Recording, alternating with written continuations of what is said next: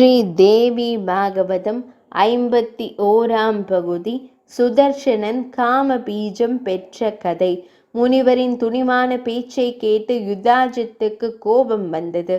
அதனால் படை வீரரை அழைத்து மனோரமையையும் சுதர்சனனையும் ஆசிரம பகுதிக்குள் சென்று தேடச் சொன்னான். அதை அமைச்சர் தடுத்து, மன்னரே, முனிவர்களின் பேச்சில் உள்ள அர்த்தத்தை புரிந்து கொள்ளல் வேண்டும்.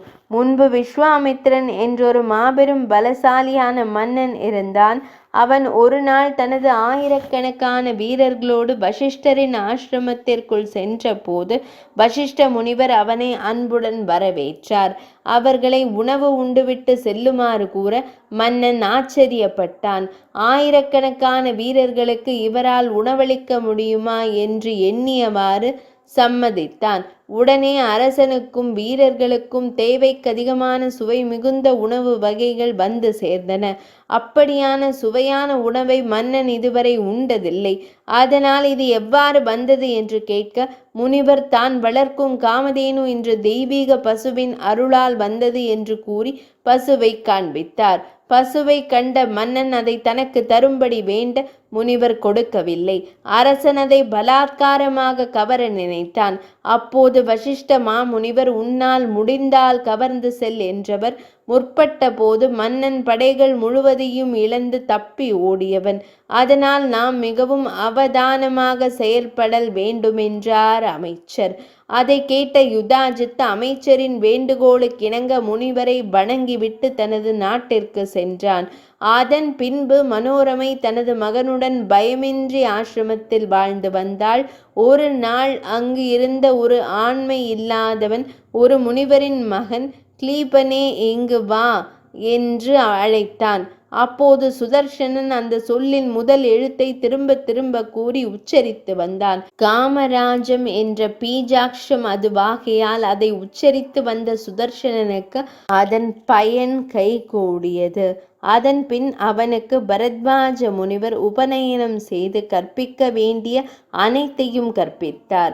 ஒரு நாள் அவன் கங்கை நதிக்கரையில் உலாவிக் கொண்டிருக்கும் போது தேவி சிவப்பு நிற உடை, சிவப்பு நிற ஆபரணம் அணிந்து அவனருகே கருட வாகனத்தில் வந்து ஒரு வில்லையும் கூர்மையான அம்புகளையும் அம்பரா தூணியையும் வஜ்ர கவசத்தையும் அவனுக்கு கொடுத்துவிட்டு மறைந்தாள்.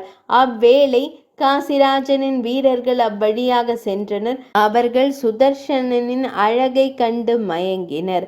அவர்கள் காசிராஜனின் அரண்மனைக்கு சென்று ஓயாது சுதர்சனனின் அழகை போற்றி புகழ்ந்து கதைத்தனர். அது காசிராஜனின் மகளான சசிகலைக்கு கேட்டதால் அவள் அவன் மீது தீராத மையல் கொண்டு அவனை நினைத்து ஏங்கியவாறு இருந்தாள். ஒரு நாள் இரவு சசிகலை நித்திரை செய்து கொண்டிருக்கையில் அவளின் கனவில் தேவி தோன்றி, மகளே, சுதர்சனன் எனது பரம பக்தன்.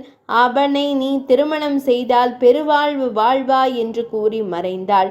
அன்றிலிருந்து சசிகலை பித்து பிடித்தவள் போலானாள். அவளது தாய் சசிகலையை பலவாறு கேட்டும் அவள் எதுவும் கூறாது சிரித்து மழுப்பினாள். இருப்பினும் தனது தோழிக்கு அதை கூறி மகிழ்ந்தாள். ஒரு நாள் பூந்தோட்டத்தில் சசிகலை தோழிகளோடு விளையாடி கொண்டிருந்த போது ஒரு பிராமணன் அவ்வழியாக வந்தான்.